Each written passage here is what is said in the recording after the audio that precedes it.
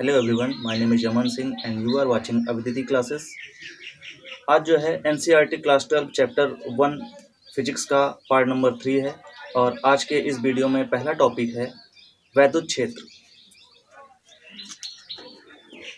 वैद्युत क्षेत्र किसे कहते हैं, आज का ये पहला टॉपिक है।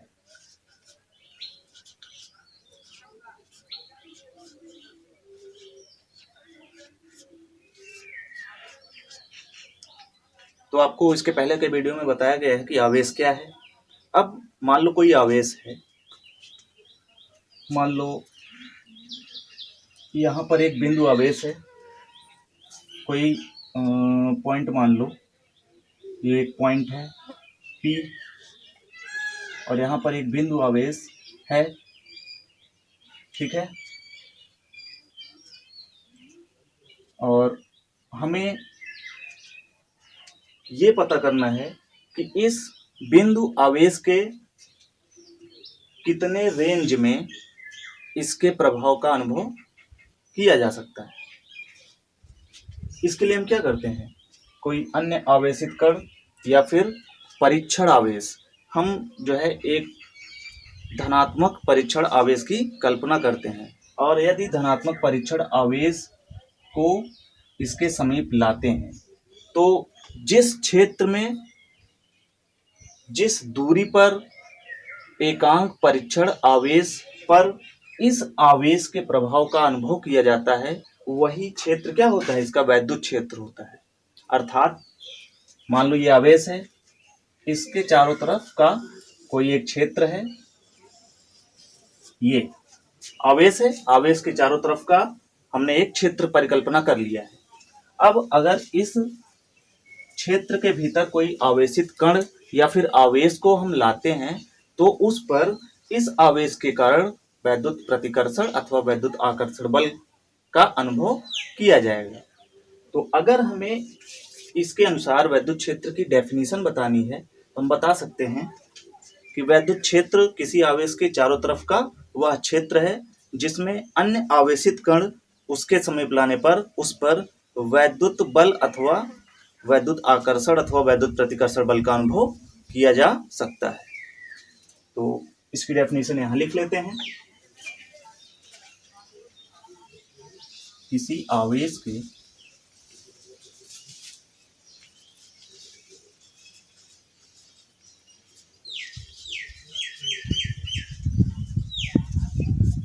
चारों ओर का वह क्षेत्र जिसमें किसी अन्य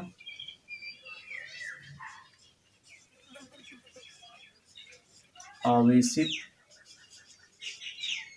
कण को लाने पर वैद्युत बल का अनुभव किया जाता है अथवा किया जा सकता है। वैद्युत क्षेत्र है ये। कहने का मतलब किसी आवेश के चारों ओर का वह क्षेत्र जिसके भीतर अन्य किसी आवेश को लाने पर उसके ऊपर भी वैद्युत बल का अनुभव किया जा सकता है, वही क्या है, वैद्युत क्षेत्र है, ठीक है। और वैद्युत क्षेत्र के भीतर किसी आवेश पर कितना बल लग रहा है या फिर ये आवेश किसी अन्य आवेश को कितने तीव्र बल से अपनी तरफ खींच सकता है, उसी को परिभाषित करने के लिए वैद्युत क्षेत्र की तीव्रता पढ़ना आवश्यक है। तो वैद्युत क्षेत्र की तीव्रता, अगला टॉपिक क्या है, वैद्युत क्षेत्र की तीव्रता।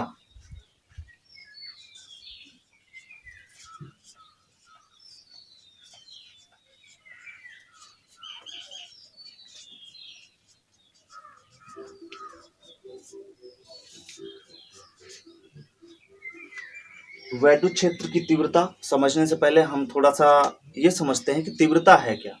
तीव्रता का मतलब कि कितने अधिक बल से कोई वस्तु किसी को आकर्षित अथवा प्रतिकर्षित कर रही है। कहने का मतलब वैद्युत क्षेत्र के भीतर अगर हम किसी अन्य आवेश को ले आते हैं तो उस आवेश पर जो है कितना वैद्युत बल या कितना प्रबल वैद्युत बल लग रहा है, उसी को डिफाइन करने के लिए वैद्युत क्षेत्र की तीव्रता की आवश्यकता पड़ी है।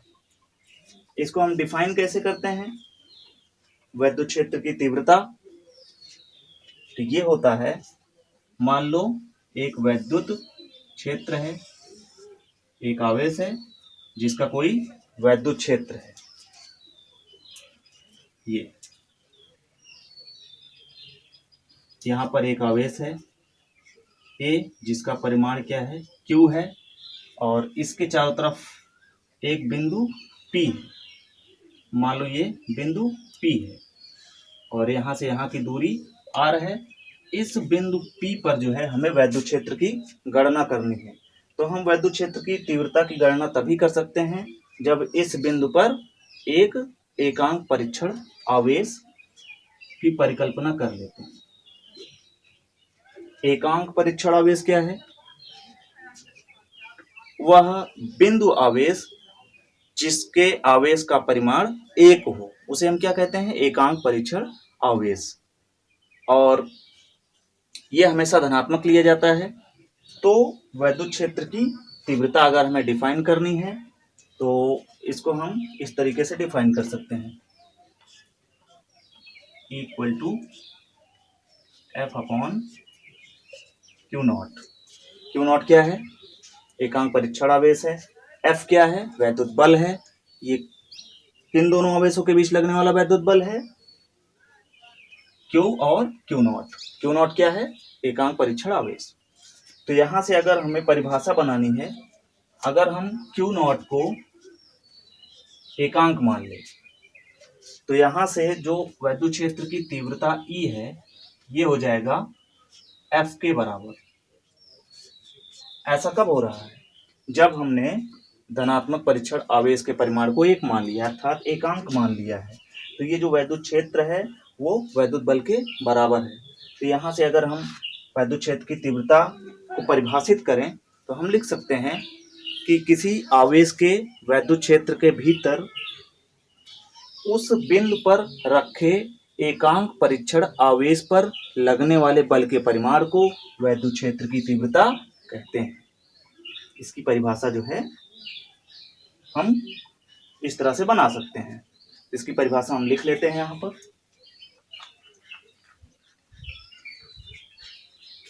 वैद्युत क्षेत्र की तीव्रता की अगर परिभाषा लिखनी है हमें, क्या लिखेंगे? वैद्युत क्षेत्र के भीतर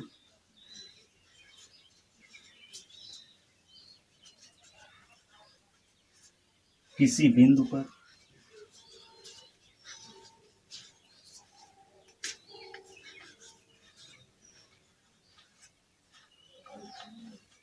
वैद्युत क्षेत्र के भीतर किसी बिंदु पर रखे एकांक परीक्षण आवेश पर लगने वाला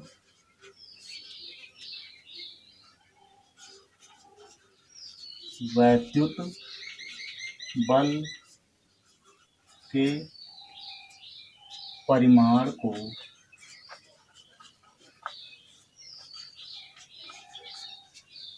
वैद्युत क्षेत्र की तीव्रता कहते हैं। बहुत ही आसान सी डेफिनेशन है, आसानी से याद हो सकती है। याद क्या करना है? केवल ये फॉर्मूला अगर आपको याद है, E बराबर F upon Q naught. Q not का मान अगर हम 1 रखते हैं तो E किसके बराबर है? F के। F क्या है? वैद्युत बल है। अर्थात अगर हमें परिभाषित करना है हम ऐसे परिभाषित कर सकते हैं कि वैद्युत क्षेत्र के भीतर किसी बिंदु पर रखे एकांक धनात्मक परीक्षण आवेश पर लगने वाला वैद्युत बल के परिमाण को वैद्युत क्षेत्र की तीव्रता कहते हैं। सिंपल सी डेफिनेशन है। या फिर दूसरे तरीके से हम परिभाषित कर सकते हैं, यहां से देखो E बराबर F/Q0। F और Q0 क्या है, अनुपात फॉर्म में है, अर्थात इसको हम ऐसे भी परिभाषित कर सकते हैं कि वैद्युत क्षेत्र के भीतर किसी बिंदु पर लगने वाले वैद्युत बल तथा परीक्षण आवेश के अनुपात को वैद्युत क्षेत्र की तीव्रता कहते हैं। यह सदिश राशि है।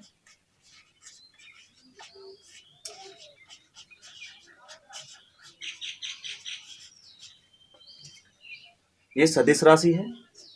और अगर मात्रक इसका बताना है, बहुत ही आसान है, ये फॉर्मूले से हम मात्रक बता सकते हैं। फॉर्मूला ये याद रखना है, F का मात्रक न्यूटन यानी N, Q0 क्या है, परीक्षण आवेश है, और आवेश का मात्रक होता है कूलॉम। तो इसका मतलब वैद्युत क्षेत्र की तीव्रता का मात्रक होता है न्यूटन प्रति कूलॉम। यह सदिश राशि। विमीय सूत्र अगर हमें इसका लिखना है तो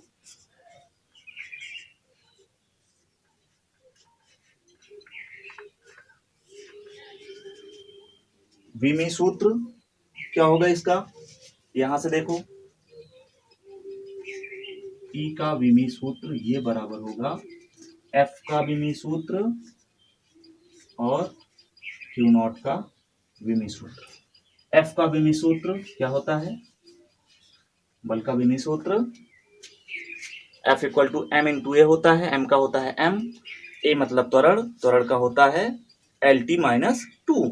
तो इस तरह से बल का जो विमीय सूत्र आएगा M L T माइनस 2। और नीचे क्या है, आवेश है। इसके पहले वाले वीडियो में बताया गया है कि आवेश का जो विमीय सूत्र होता है वो क्या होता है, AT। यहाँ लिखेंगे AT। A क्या है, एम्पियर है, T है टाइम। इस AT को अगर हम ऊपर ले जाएंगे तो क्या हो जाएगा, M L T माइनस 2। ये T ऊपर जाएगा तो माइनस यानी -1, और साथ में क्या है A भी ऊपर जाएगा तो -1, अर्थात E का अगर मात्रक देखेंगे ये आएगा ML T की पावर -3 A की पावर -, यही क्या है इसका विमीय सूत्र है। तो आज के वीडियो में केवल इतना ही। अगले वीडियो में हम आपको बिंदु आवेश के कारण वैद्युत क्षेत्र की तीव्रता का फॉर्मूला, वैद्युत द्विध्रुव, वैद्युत द्विध्रुव आघूर्ण आदि के बारे में बताएंगे।